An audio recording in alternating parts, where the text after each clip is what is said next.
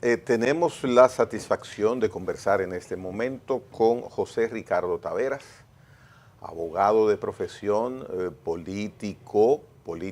político, analista, y nos gustaría conocer, conversando con él, diferentes aspectos. Iniciemos y le damos la bienvenida con el tema de Haití, señor José Ricardo Taveras. Saludos. Muy buenos días. Buenos ¿Cómo le días, va? ¿Cómo le amanece? doctor. Pásenme la mano suya por acá porque ya hoy estoy en buena vibra. Sí. ¿Cómo marcha todo? Muy bien. Qué bueno. Y nosotros como país, ¿cómo andamos? Bueno, no tan bien como quisiéramos, pero por lo menos tenemos esperanza de que pronto vamos a salir de esto. Pronto no, de aquí al 28 falta mucho todavía. Aguanten que hay futuro. Gregory plantea el tema de Haití así inicialmente en esta entrevista. Y entonces yo creo que lo de Haití lo más inmediato es que acaban de aprobar una ley ahí para la celebración de elecciones. Y entonces uno dice, bueno, el escenario que tiene Haití actualmente podría variar de aquí al 2026. No va a variar. Ustedes que son mis amigos y que tenemos muchos años hablando de ese tema, saben cuál es mi posición al respecto. A mí no me da ningún tipo de esperanza los parches electorales, así es como yo le llamo. Fíjense que si ustedes analizan las crisis recurrentes de Haití, todas se vienen produciendo desde la caída de Duvalier a la fecha. ¿Qué significa eso? Que hay una crisis de autoridad. Porque al haber una crisis de autoridad, una ausencia de la autoridad, pues obviamente, y crear las condiciones que se fueron creando, la metida de pata de Bill Clinton, que le cogió con reponer a Aristide, para que después Bush tuviera que sacarlo, porque Aristide era un problema. Fíjate que lo tacharon y nunca más ha sacado cabeza. De una manera que no ha podido. Entonces, Bill Clinton mete la pata, estaciona 25,000 tropas de infantería, portaaviones y de todo, para un país con un ejército amenaza y le dieron el acceso a los fondos internacionales de Haití a Aristide, que estaba en el exilio, pero con la chequera del Estado haitiano, etcétera, lo meten. Y de ahí en adelante, entre uno y otro, desde la salida de Duvalier hasta la fecha, no ha habido un poder estable, salvo los mandatos del presidente Preval que se produjeron mientras estuvo la MINUSTAH. Porque la MINUSTAH tenía un mandato específico que era el sostenimiento del Estado haitiano. Pero la interpretación que se daba de esa política de Naciones Unidas era sostener el gobierno. Cuando las autoridades dominicanas y los militares que parlamentaban con la MINUSTAH, se lo pueden decir a ustedes, parlamentaban con la MINUSTAH y le hablaban del tema de tráfico de drogas, le pasaba un camión lleno de cocaína por el lado y no hacían nada. No, porque el mandato de nosotros es limitado al sostenimiento del Estado haitiano. Que lo que quería decir era el sostenimiento del gobierno. Fuera de esa experiencia, una vez salido, hemos hablado tantas veces que ustedes son conscientes de que yo siempre decía, la MINUSTAH va a salir sin pena ni gloria y va a salir irresponsablemente, porque ellos saben que la estadía de esas fuerzas ahí no sentaron las bases para que fueran debidamente relevadas en la misión, por lo menos, de sostener el gobierno haitiano. Entonces, por eso es que ustedes ven que este caos se conduce y se reconduce permanentemente. Y yo no tengo ninguna esperanza con la convocatoria de elecciones, porque va a pasar lo mismo. Eso ustedes lo pueden escribir. Va a pasar lo mismo. Porque el problema de Haití es, además de ausencia del Estado, porque el Estado no es el gobierno. El gobierno es una parte fundamental del Estado, pero no es el gobierno. El Estado es un aparato sanitario funcionando, aunque así sea precariamente como lo tenemos nosotros. Un aparato educativo, aunque hay algunos estados como el nuestro que botan dinero al mar en el aparato educativo, eso no sirve para nada aquí. Pero los niños tienen por dónde coger todos los días por la mañana. Eso es la única virtud. No le están enseñando absolutamente nada, pero tienen para dónde coger. Tiene que haber un aparato de seguridad.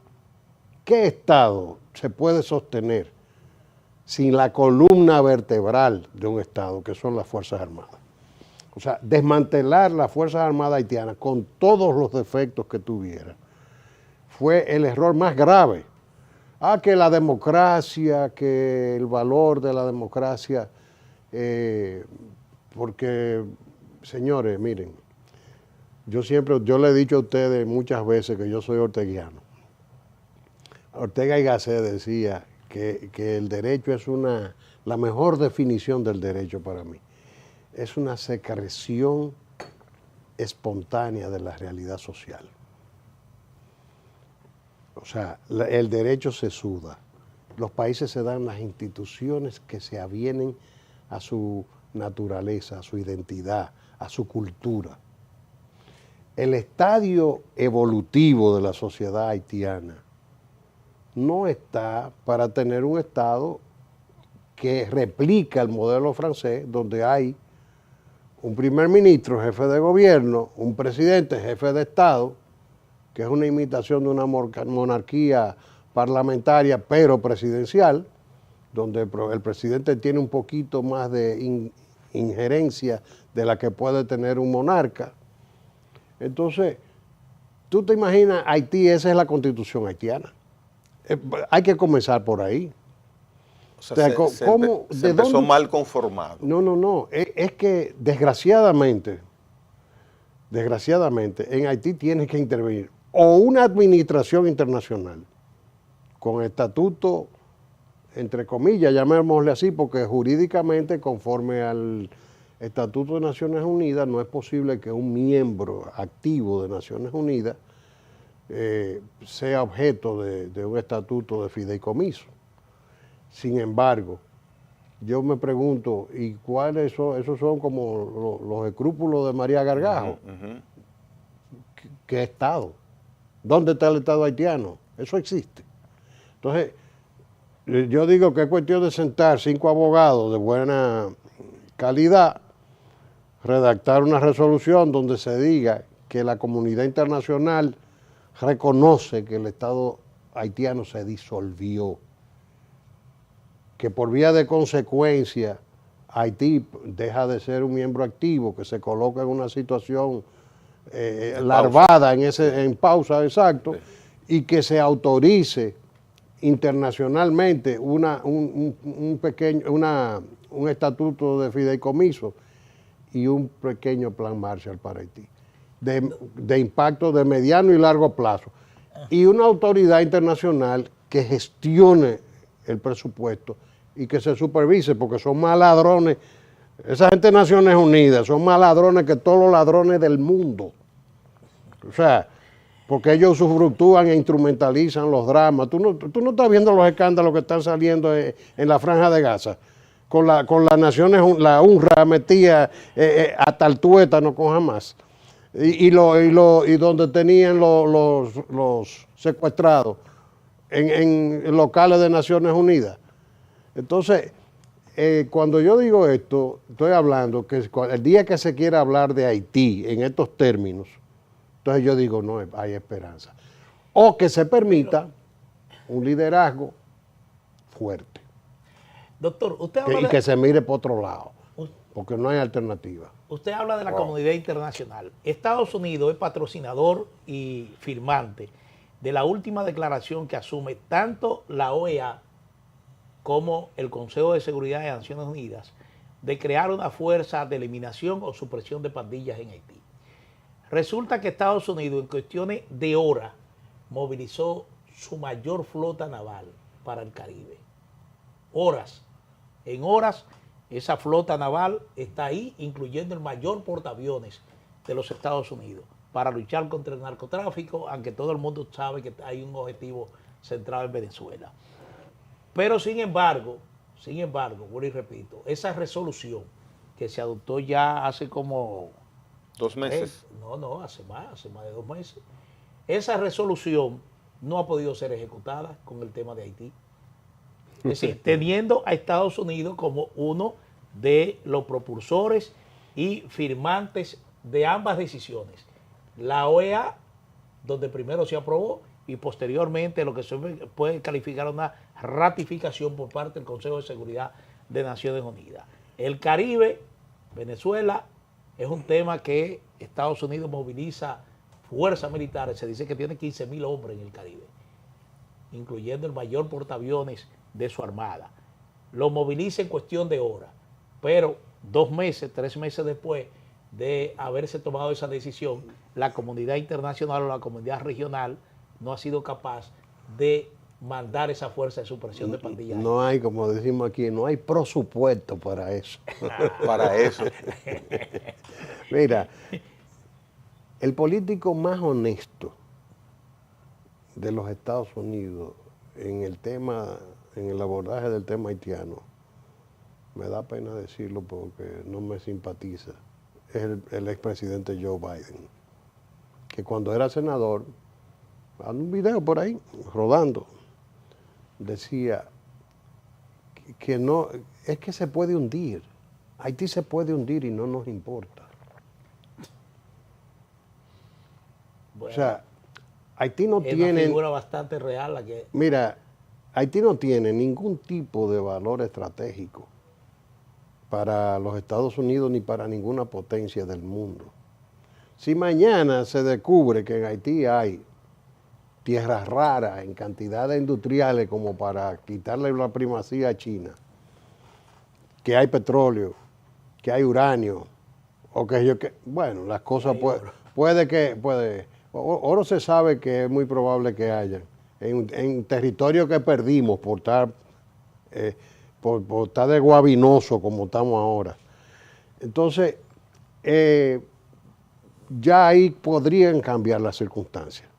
Pero salvo el hecho de que sirva como plataforma para una amenaza de la seguridad de los Estados Unidos, que ellos no se han detenido a ver eso. Una vez yo fui a dar una conferencia, tú sabes que en Estados Unidos cuando hacen promociones de generales,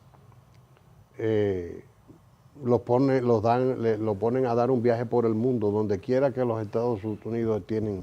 Entonces le ponen un general viejo al lado, retirado, que haya tenido cierto liderazgo y respeto para que acompañe los nobles generales, que son subidos de coroneles full a generales. Entonces, en una ocasión, yo fui invitado a dar una conferencia a un grupo de generales norteamericanos recién elevados. Y yo les decía, todos ustedes eran 54 generales.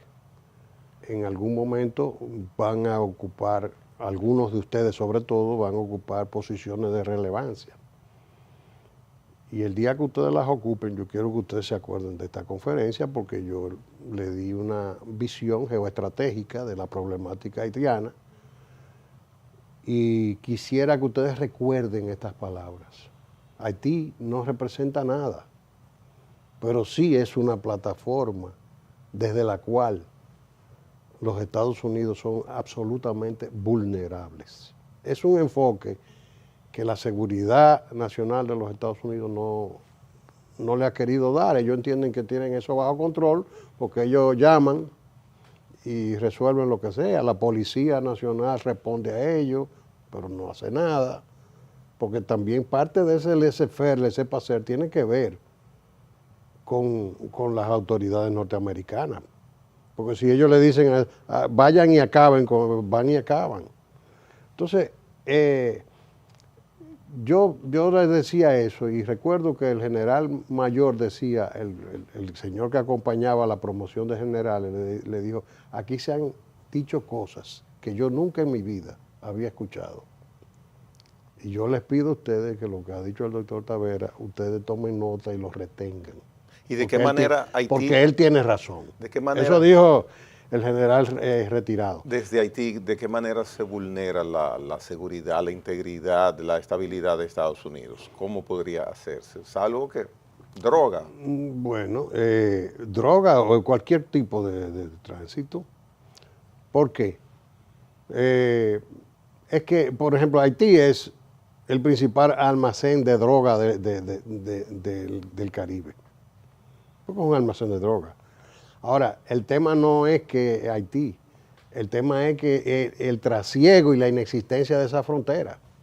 Porque Haití tiene sus conexiones portuarias, aeroportuarias con los Estados Unidos y tiene formas de inocular peligros, porque ustedes creen que por aquí no han pasado terroristas, ni mucho menos. Aquí agarraron hace mucho tiempo ya, hace 3 terroristas con pasaporte israelíes falsos. Sí. ¿Y de dónde venían? De Venezuela. Entonces, resulta que el enorme intercambio que hay de la República Dominicana, que es uno de los primeros 20, entre el 20 y el 25 números socios de los Estados Unidos en el mundo,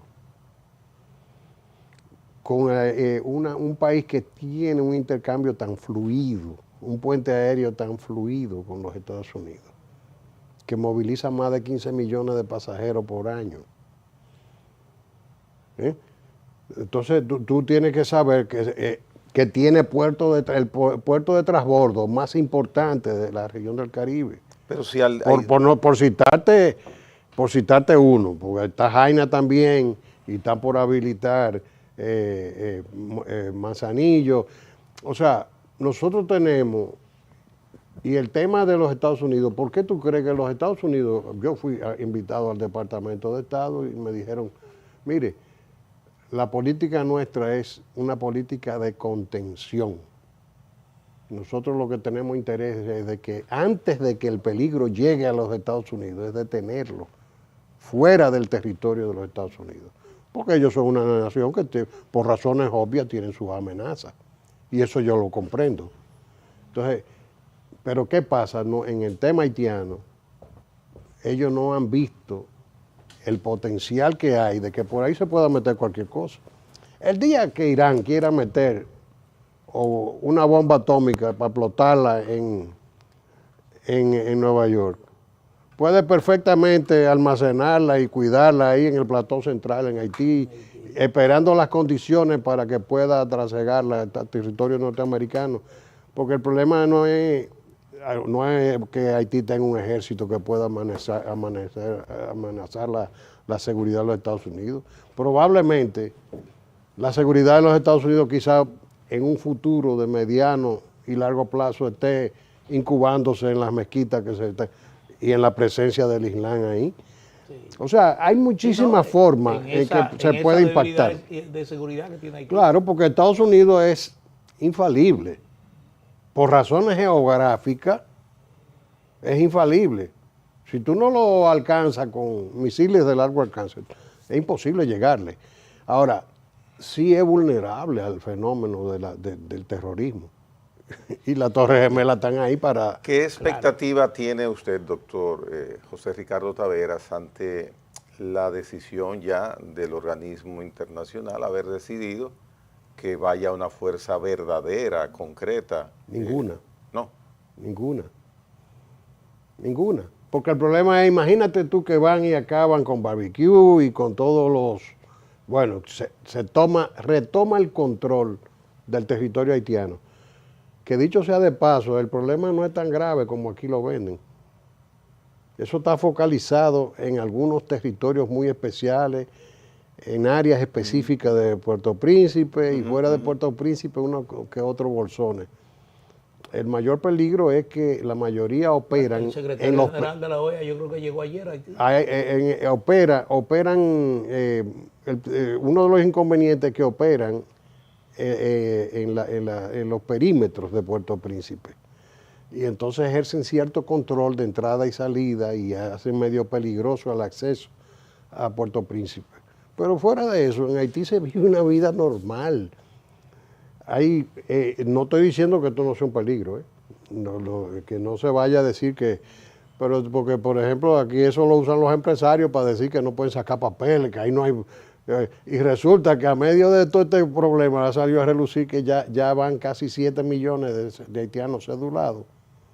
Entonces, también hay que ver, sopesar, tú ves, muchas cosas, porque aquí el cuco de que en Haití no hay nada, que en Haití de eso... No, en Haití hay un estado colapsado, pero el problema no es para no sacar acta de nacimiento. Eso de las actas de nacimiento es un tema cultural. Pero yo no tengo ninguna esperanza porque Haití no puede ser solamente una solución policial ni militar, que tiene que serlo.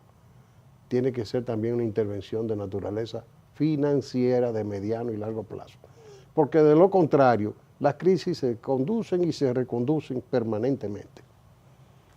Bueno, pero hay temas también de interés local. Nosotros, claro, porque hay gente que cree que yo nada más hablo del tema haitiano. Nosotros al principio abordábamos la iniciativa del diputado Bueno, del Partido Revolucionario Moderno, ¿De quién? Ramón Bueno. Mi querido Ramón Bueno. Ramón no habla nunca. Sí. Y cuando habla es porque lo mandan a hablar. Pero usted sabe que es un político... Lo mandan a hablar. Pero usted sabe que es un político hecho de material político. Sí. No, espérate. Bueno. Yo lo conozco. Sí. Bueno. Es un dirigente y papá de medio país. Bueno, es un personaje. Sí. Lo concreto es de que él dice que está pensando una iniciativa para habilitar a Danilo Medina como candidato presidencial. Cualquiera interpretaría que es un gesto de solidaridad, de bonomía, de desprendimiento, de justicia. Pero yo digo, Ramón, que lo conozco, un gran amigo, una persona a quien distingo y respeto mucho, él es de poco hablar. Él sabe hablar, pero es de poco hablar. Y cuando habla, es porque lo mandan a hablar. Y eso es un torpedo que probablemente haya disparado la marcha de la Fuerza del Pueblo del domingo. Fue exitosa. Tiran ese torpedo porque están viendo que este gobierno se le dificulta dar un toquecito. No te voy a hablar de un gino, un toque. Y entonces, cuando están viendo este problema, entonces dicen, bueno, pero ¿cuál será la solución? Bueno, habilitar a Danilo, dividimos la oposición y entonces vamos a comer con nuestra dama. El objetivo, en pocas palabras, no es habilitar a Danilo. Si se abre una reforma, si se abre una reforma constitucional, de ahí van a salir todos habilitados. Y al habilitarlos a todos, obviamente, estamos hablando de habilitar a Luis, habilitar a Danilo, que aunque no se diga que es para Luis, y cerrarle el paso a Leonel. Entonces, pero a mí me preocupa porque eso es parte del juego de la política en un país donde se juega la política de manera tan rudimentaria, irresponsable, donde hay una clase política inconsciente de que debe jugar un rol paradigmático. Entonces, a mí lo que me preocupa más de que, no de Ramón, porque Ramón es una persona maravillosa que yo quiero muchísimo, es que lo hayan mandado a decir eso. Porque cuando él lo dice, es porque hay sectores en el Congreso y en el gobierno, y sobre todo el jefe político de él, que está acariciando esa idea. Entonces, cuando tú te pones a mirar, el problema, yo lo que veo es un riesgo sistémico en el tema. Porque ya el nivel de credibilidad de la clase política dominicana está impactado de una manera grave y ellos no se están dando cuenta. Ahora mismo el país está en medio de un debate enorme con el tema de que el narcotráfico ha cooptado los partidos. Tienen un problema gravísimo y mira con lo que ellos salen. En medio de este debate, hablar disparates. Porque si se abre una reforma de habilitación de Danilo y de Luis, que de eso es que tenemos que hablar, si se abre eso, y si fuera para Danilo es porque se le impuso Hipólito a Luis. Sí, porque puede ser también que se habilite a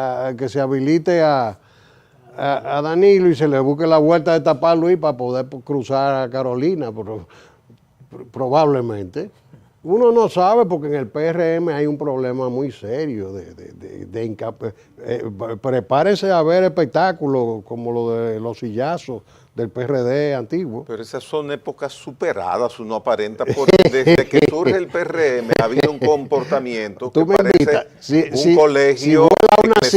parece un colegio eclesiástico, ese partido. Tranquilo. No, si vuela una silla, si hacen una asamblea ahí, tipo que se hacían antes, o si vuela una silla de alguna manera, porque el problema es que ahora no la están haciendo en el Concord.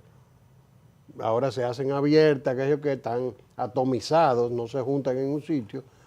Pero de que se va a producir una crisis, eso es inevitable. Pero mire, más de 50 aspirantes, tú no sabes. Momentáneamente, que yo le hacía la observación a Manuel, fue de una manera tan que en el cerebro estaba, que lo sacó sin tocarle el tema a Carlos. ¿Qué dijo Ramón Bueno? ¿Cuál fue el contexto? ¿En qué momento fue? Vamos a ver. La Fuerza del Pueblo está en una competencia muy cerrada con la salida del presidente Danilo Medina a la calle y ya el PLD está por encima en los números de todas las encuestas y ellos se están desesperando. Nosotros creemos, mira, el sistema democrático del país necesita que se siga restableciendo, que se siga fortaleciendo. Por ejemplo, yo soy de opinión que el presidente Danilo Medina es un señor dominicano, el presidente, que tiene todas las condiciones para ser candidato a la presidencia de la República, que podría rehabilitarse de su condición para que el sistema de partido, el sistema democrático del país se fortalezca. Yo incluso estoy pensando en la posibilidad de trabajar en esa dirección para que el derecho que tiene Danilo Medina a ser precandidato presidencial por su partido venga a fortalecer el sistema de partido. Él empieza resaltando que el PLD en los estudios de preferencia está por encima de Fuerza del Pueblo. Y se solaza, se pone contento que el PLD está por encima y que Danilo Medina... eso hay que comprenderlo también, porque déjame explicarte. Ajá. Uno de las enfermedades del sistema político dominicano es la conchupancia. La conchupancia es la palabra que usaron los venezolanos para denominar los túneles subterráneos a través de la cual fluyen los ejercicios de solidaridad de partido a partido. Cuando un partido está en el gobierno, subterráneamente drena a favor, y el grupo de él le fue muy bien con el gobierno de Danilo. Yeah. Y entonces yo entiendo esa solidaridad, porque que esos túneles estaban muy bien, muy fluidos. Entonces tú te puedes mirar, pero fíjate que en qué contexto. ¿De quién dice él cuando él comienza que está desesperado? La Fuerza del Pueblo, porque la Fuerza del Pueblo salió el domingo desesperada. Sí. La desesperación es que la marcha fue exitosa, que se comenzó a movilizar pueblo. Entonces, con temas que atañen a todo mundo. Entonces, exactamente. Entonces, bueno, la primera es reaccionar a la Junta. Bueno, la Junta viene para apagar fuego, le notifica un acto, porque lo pueden hacer con todo y lo hacen, porque hay que reconocerlo. No, pero la oposición no se puede meter abajo de la cama. Sí. La oposición no se puede meter abajo de la cama. Entonces salen con esto, porque es una forma de quitarle efecto a la marcha. pero al mismo tiempo Pero también hasta de aquí- plantear una posibilidad. Tú ves. Ahora, el problema, para que no se me quede la idea fundamental que yo he querido, para mí el riesgo sistémico de que siquiera se hable de eso, el riesgo sistémico. Si esa Asamblea Nacional se llegara a reunir, ojalá que sea una bola de humo para distraer la atención de la marcha, pero si esa Asamblea se llegara a reunir, el nivel de credibilidad de la clase política, no me refiero ni al PRM, no, a la clase política dominicana, del sistema político, se va a deteriorar de una manera tal que probablemente se agilice lo que yo le llamo un monstruo larvado. Que En hay. el mundo político. Claro, porque aquí va a salir en algún momento un outsider. Yo no sé en qué momento va a ser, porque las condiciones la clase política las ha ido dando. Por ejemplo, cuando yo les decía que me da pena ver una clase política en este tipo de debate, cuando tienen el gobierno metido hasta la coronilla llena de narcotraficantes y todo el mundo atacando al gobierno, y tú sabes una cosa, que yo soy generoso, yo no creo que ese problema impacte únicamente al PRM. Obviamente, históricamente son los que más vínculos han tenido con el narcotráfico y ahí abundan, pero no significa que entre los otros partidos no estén exentos. ¿Por qué? Porque ellos han decidido poner el dinero como eje del sistema político dominicano. Entonces se les advierte, señores, el experimento del voto preferencial con los diputados fue un ejercicio de metástasis de la corrupción electoral. Entonces viene el tema de que hay que poner los regidores. Se les advierte, señores, miren los resultados. Se nos está llenando el Congreso de banqueros, de riferos, de narcotraficantes. Si llevamos eso, entonces ya es un cáncer, es una implosión. Entonces, ¿quién está en capacidad de mover los recursos en los barrios para la elección de un regidor con voto preferencial? ¿Tú crees que una persona decente, en lo que se ha convertido el proceso electoral dominicano en un toma y daca, Obviamente que no. donde tú lo que vas es una subasta? Pero a mí no me lo digan porque yo fui diputado. Yo fui una vez a un sector, no voy a mencionar su nombre porque hay mucha gente íntegra, pero desgraciadamente es la verdad. No te voy a mencionar el sector por respeto a mis amigos de ahí. Y me dijeron, mire, yo paso por una mesa observando cómo iba la cosa y me detengo lejos de la mesa y me viene una dirigente del sector y me dice, doctor, yo le puedo conseguir todos esos votos a 100 pesos cada uno, porque ya son las 4 de la tarde. Y yo le dije, no, hombre, si yo voy a ser elegido pagando, yo prefiero no ser elegido. Yo no soy ese tipo de persona. Entonces, obviamente, ¿qué hizo el sistema? Me vomitó. O El sistema vomita ese tipo de actitud. Entonces tú tienes esa realidad, porque no es mentira, se quedan por última hora y se quedan ahí esperando a ver quién les paga. Pero también los que votaron temprano ya fueron pesados. Y los dirigentes tú tienes que ir, porque es lo que te digo, tú tienes que ir, invertir en campaña para darte a conocer en la primaria. El día de la convención tienes que comprar tu nominación. Después tienes que invertir para para que te conozca la población. Y el día de las elecciones tú tienes que comprar la elección. Bueno, y después de eso, pagar un alquiler, porque tienes que mantenerte yendo, en base al presupuesto, a sostener esa maquinaria. Entonces, un sistema así, en un país tan pobre como este, porque no hemos cogemos prestado y creemos que somos millonarios, va a terminar colapsando el país y Bueno. va a implosionar el país. Entonces, en vez de sentarse, mira, vamos a quitar el voto preferencial, porque no estamos preparados. Esto no es Suiza. No estamos preparados para eso. Vamos a seguir con los partidos. ¿Tú quieres que los partidos tengan responsabilidad en la elección de sus candidatos? Bueno, pues dale el control. Y déjate de estar hablando de una democracia que es a base de toma y daca, de una toma y daca electoral. Entonces vamos a los tiempos de antes. Yo siempre cito a mi extinto amigo Edilio Vargas, un hombre bueno, de iglesia, tranquilo, de honor, o sea, hasta se suicidó. ¿Tú te imaginas que Edilio Vargas en un voto preferencial iba a ser diputado, ni presidente de la Cámara? O sea, y así como te puedo decir, una cantidad, Vidó Medina. ¿Tú te lo imaginas a Vidó Medina? Vidó Medina salió con el voto preferencial, no podía resistir una cosa así. Sin embargo, eso eran congresistas. Pero el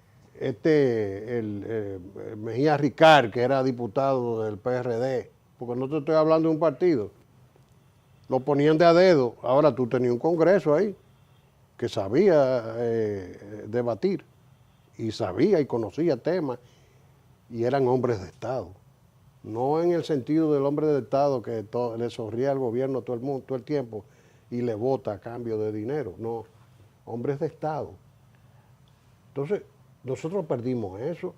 Y esta clase política hablando de rehabilitar a Danilo. Sí. No, no. Doctor, pero dando otra lectura a este ensayo, si este ensayo se convierte en realidad, en el hipotético caso, también habría que ver que es un regalo envenenado para el PLD, porque el hecho de habilitar a Danilo y que él decida, bueno, yo estoy habilitado, puedo ser candidato, eso complica las cosas internamente. Y lo va a hacer. Hay candidatos, hay aspirantes ya definidos dentro del PLD que están aspirando. Él va a ser candidato y también podría implicar que se acelere el proceso de extinción del PLD con ese.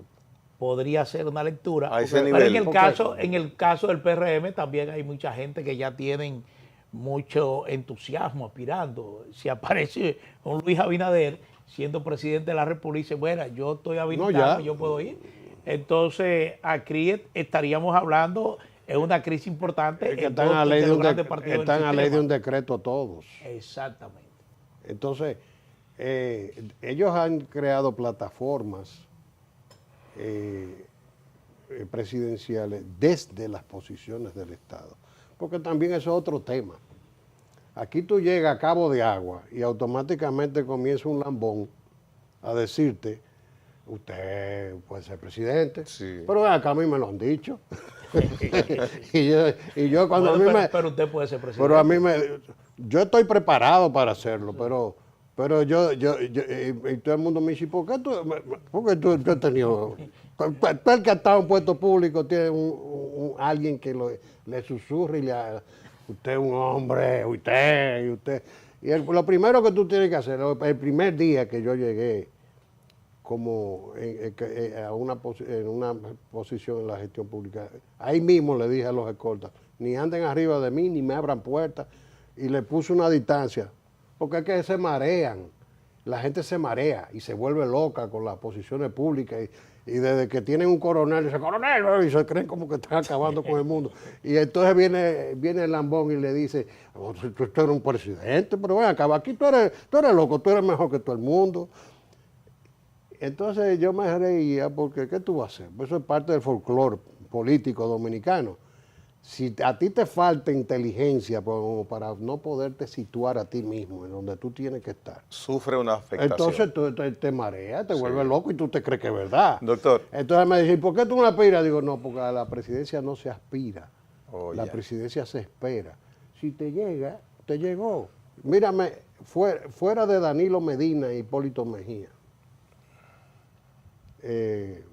cuadros, vamos a decir, políticos que hayan llegado a la presidencia de la República. Sí, también. A ver. Porque han sido políticos. Han sido productos de coyunturas muy específicas. Hipólito es una máquina de trabajo. Una máquina. Le ha dado la vuelta. Él vive en eso, porque además no trabaja. Ni siquiera cuando era presidente trabajaba. Pero de que es una máquina, es una máquina.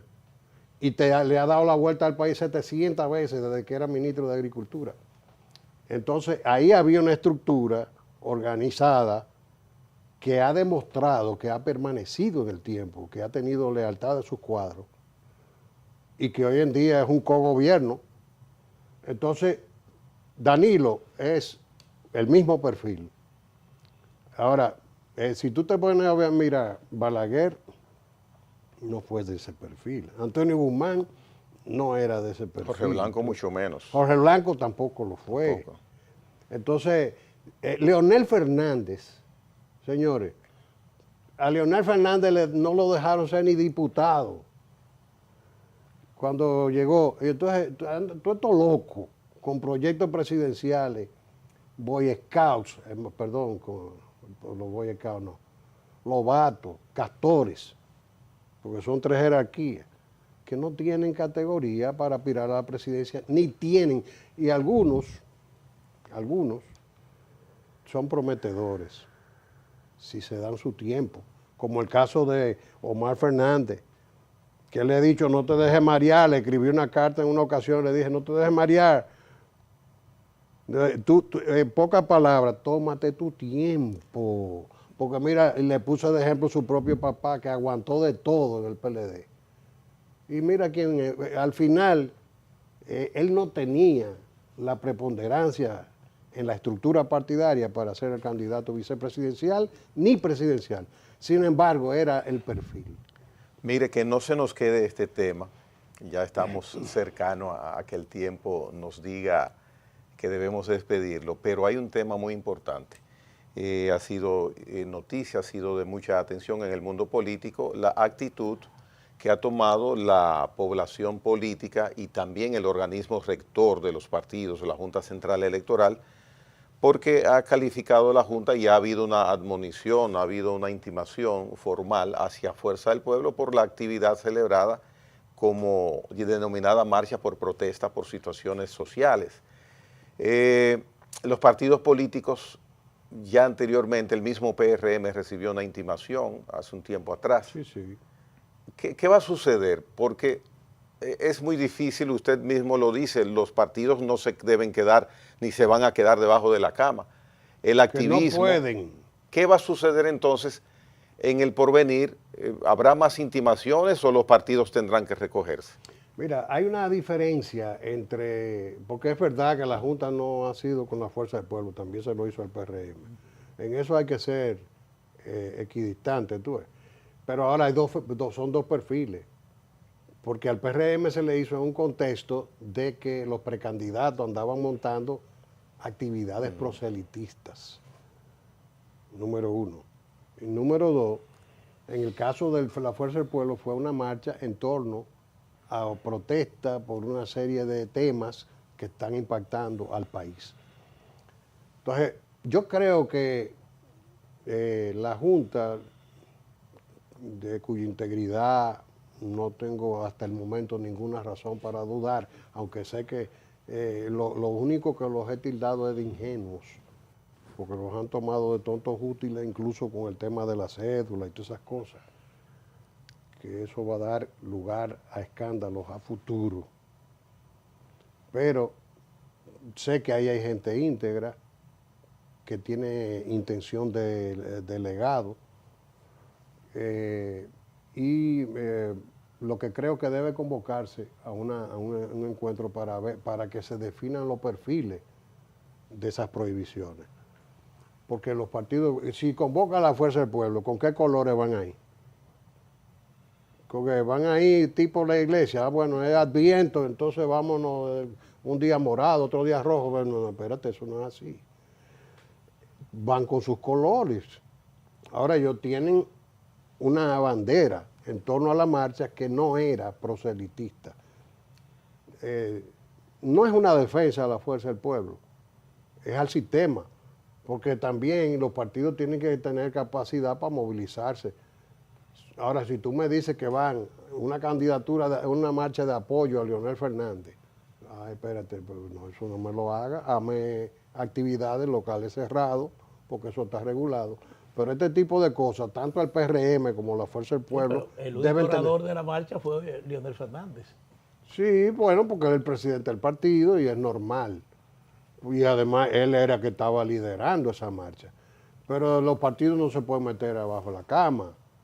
O sea, yo creo que este tema, lejos de debatirlo, lo que hay que hacer es sentarse con la Junta para ver los alcances y definir los perfiles de este tipo de actividad. Cuestión de que no haya una regla de juego que se le aplique a todos los partidos con equilibrio. Pero no decirle a los partidos, métanse abajo de la cama, porque a veces el tema de la política es de movilización popular. Doctor, usted es abogado, y no es abogado académico, es un abogado que ejerce. Las dos cosas. Se ha tirado, las dos cosas.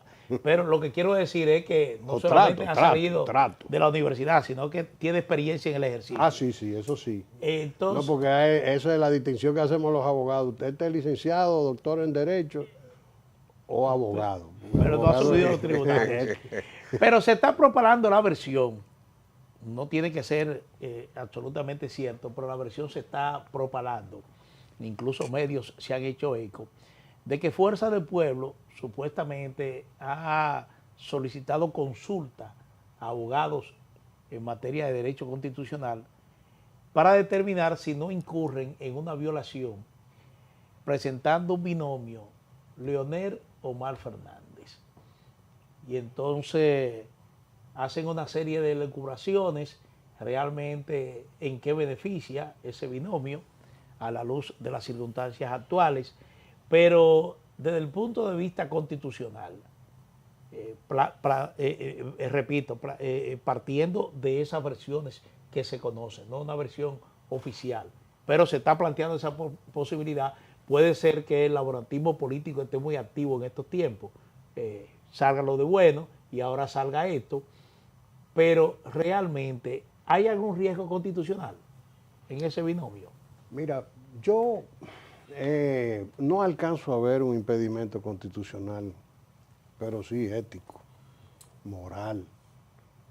Yo que en medio de este sancocho que tenemos aquí, con todo este reguero de boyacao, de los que no excluyo a Omar, que es un muchachito muy prometedor si se toma su tiempo. Si se toma su tiempo, no se lo digo de mala fe, porque me agrada el muchachito.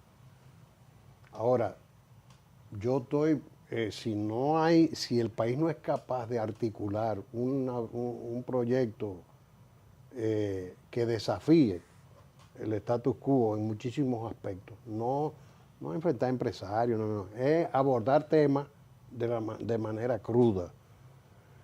Obviamente, y si yo como votante me veo atrapado en el menú que me están ofreciendo los partidos en este momento, yo estoy listo para votar por Leonel Fernández otra vez. Ahora, si me presenta eso, me parece que sería tan denigrante, tan irrespetuoso, que yo no votaría por Leonel Fernández. Porque yo no quiero ver, porque esto no es una dinastía familiar.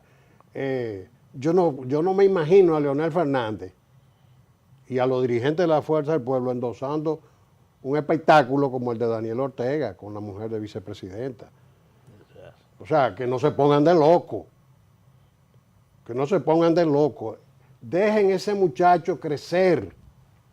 Por el amor de Dios, lo van a explotar. Porque está en línea de tiro. Y además tiene que madurar porque el muchacho lo han cooptado sectores oligárquicos. Sí. Entonces tú tienes que esperar que el muchacho vaya madurando y aprenda. Voy a decir una mala palabra, ¿puedo? Sí. De los coñazos que ha sufrido el papá, que le han pintado una fama de ladrón sin serlo. Porque hasta el presidente se burló un día de él porque fungló de Belú. Entonces, que aprenda, o sea, el muchachito es prometedor, pero que se tome su tiempo, que se meta abajo a estudiar no lo exploten, por amor de Dios. Si ustedes lo quieren, no lo exploten, y menos al papá. Bien, doctor José Ricardo Taveras, muchísimas gracias por su visita. Nos garantizó que ningún televidente se moviera de canal mientras usted hablaba. Muchas gracias. A ustedes. El hombre es directo y puntual. Bien, señores. Pausa. En breve volvemos. En la mañana con Teleimpacto